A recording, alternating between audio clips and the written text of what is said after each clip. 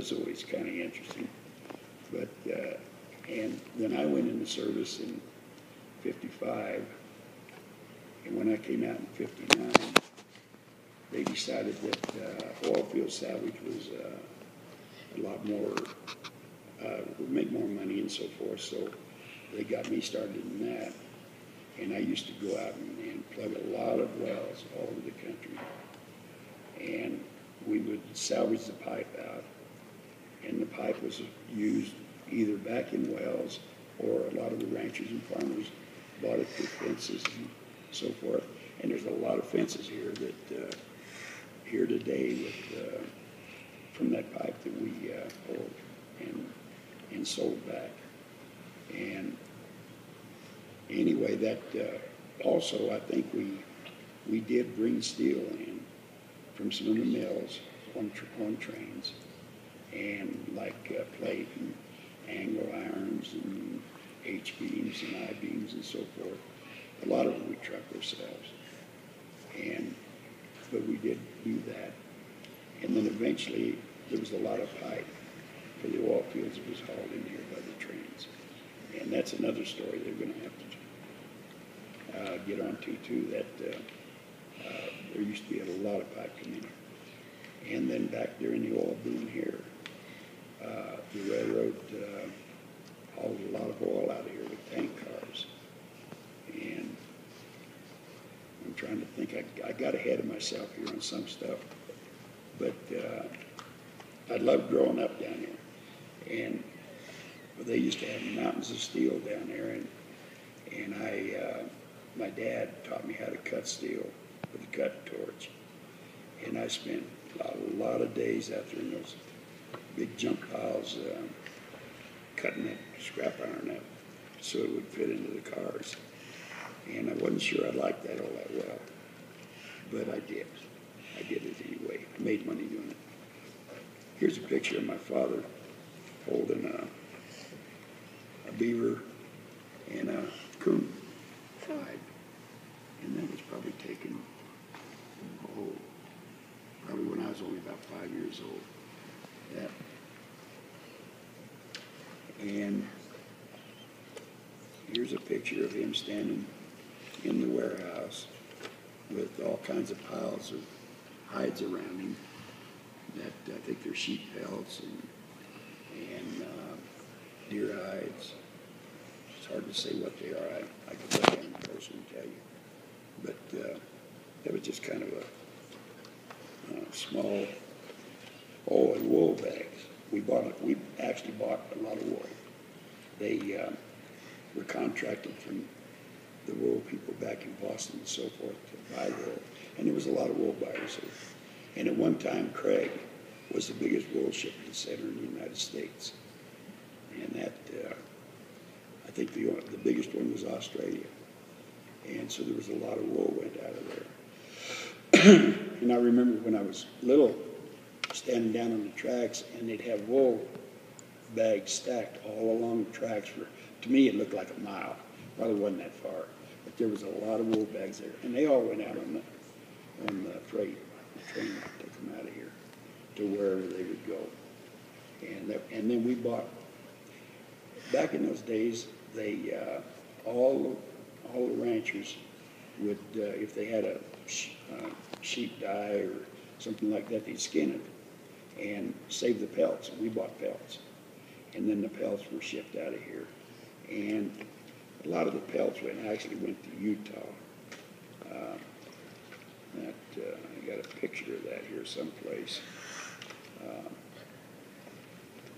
Here's one of the trucks that, I think when that picture was taken, like that is neat.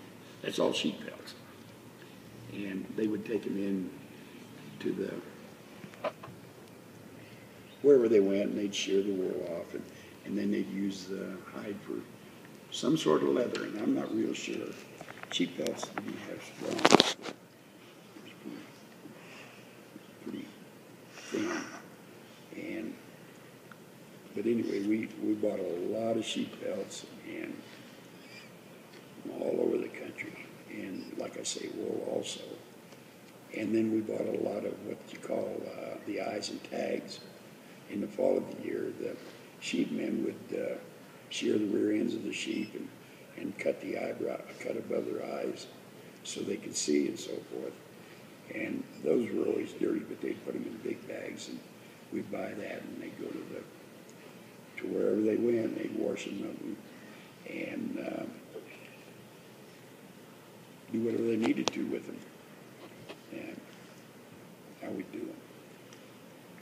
We're doing great. This is wonderful. I'm sure I'm missing a lot. But actually, my father and his partner owned several different businesses. Well, let's get back to the Craig Steel. They also sold welding equipment down there. And they had oxygen and acetylene. And they used to have the oxygen that was for medical purposes. And I used to haul a lot of that to the hospital down here, and they keep it down there. But they would sell anything they could make a buck at. But they did sell a lot of welding rod and welding equipment and so forth. What else did they sell? Well, they would keep some leather gloves on hand. They would come back from the tanneries from deer skins and so forth like that.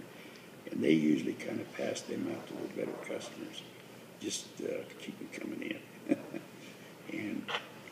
But they did own several businesses. They had one in Glenwood Springs called the Glenwood Steel and Salvage. And they had one in Grand Junction. It was a hide house. And all it handled was hides, mostly beef hides. And then they were tied up in a tannery in Delta, Colorado, which isn't there anymore. And the only reason they got tied up in that is because they kept sending deer skins down there, and the guy couldn't pay for them, so they had to take an interest in the business. And then, and they also went as far as Billings, Montana. They had businesses up there, and they were scattered all over the country.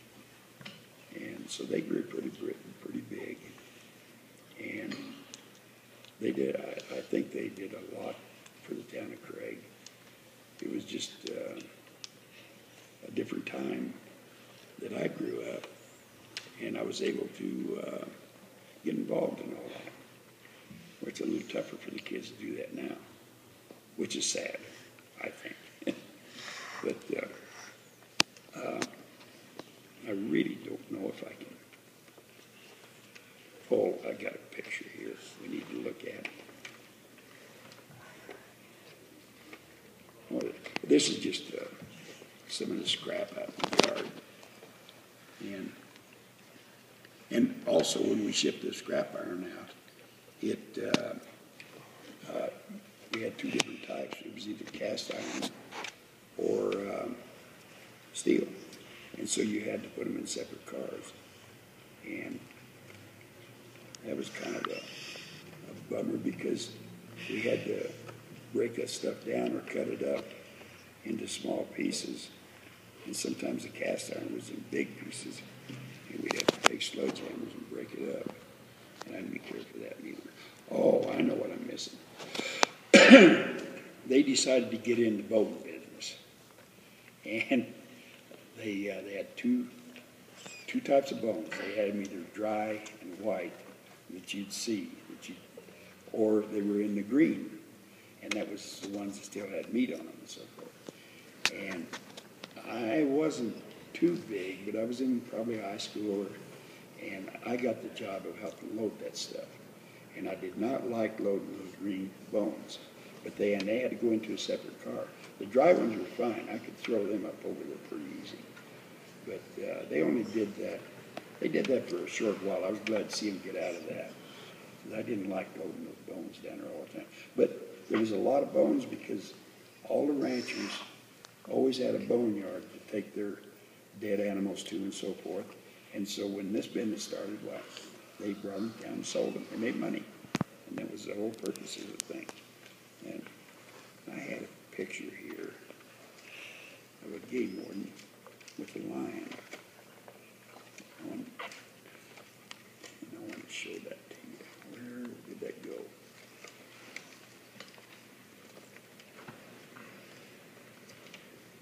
Oh, this would have been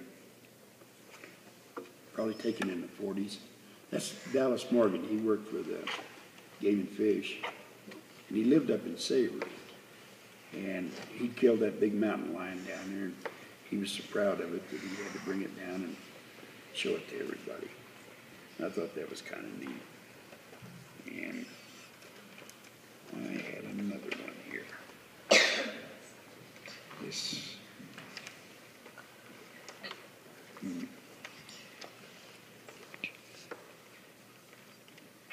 Oh, here it is.